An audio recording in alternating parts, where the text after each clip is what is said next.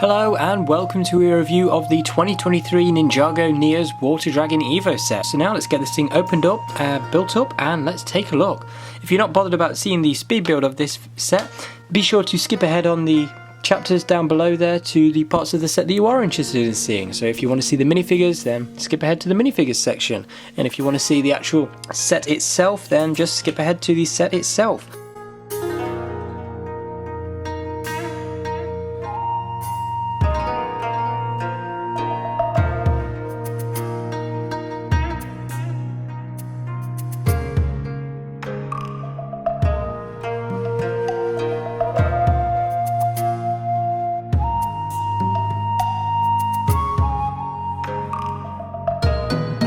And here is the completed Neo's Water Dragon EVO set with the 3 minifigures and the dragon. So we're going to start by taking a look at the minifigures first of all. And the first minifigure here we have got is Nia in her core suit, so this is nothing new here, we saw this last year. There you can see the torso and leg printing, there we can see her face printing.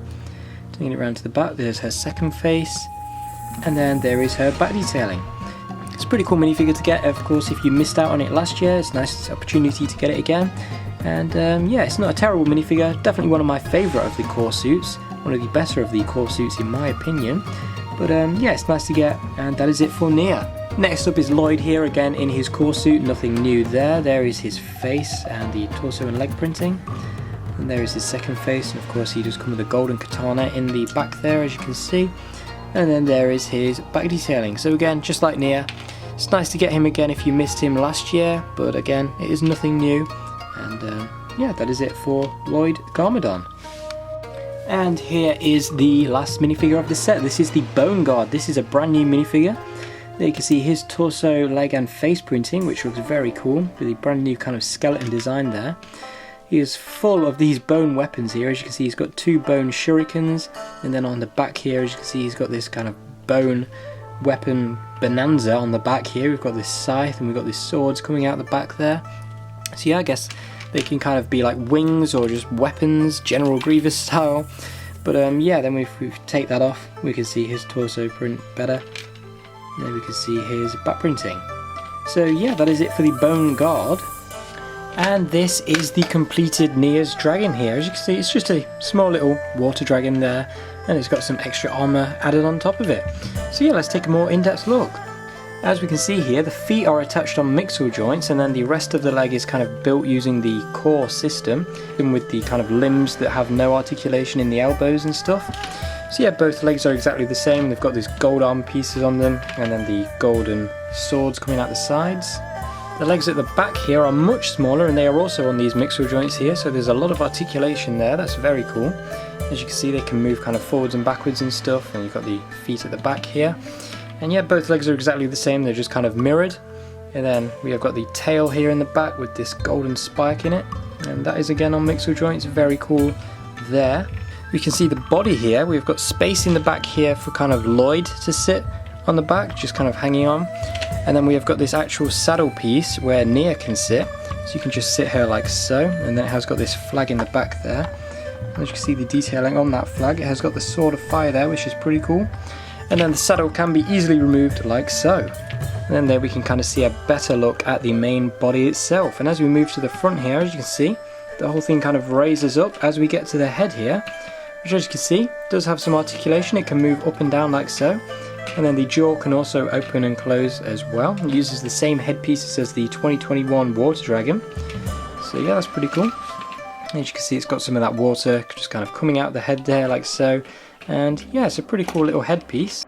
And then if we remove this golden armor from the legs and such, if we just carefully remove it all of the golden pieces are kind of intended to just be kind of add-ons that you put on to power the whole thing up. If we remove that all, we can get a nice look at what the dragon looks like before it is all powered up. And I think that's a very cool little, nice little dragon build. It's very small, of course. But you've got the legs in the front, which of course can move about. There's still a decent amount of articulation in them, even though they use the core kind of leg pieces with no articulation in the knees and such. And then yeah, the back legs are for a pretty cool little look. You can see it kind of looks a bit like a dog.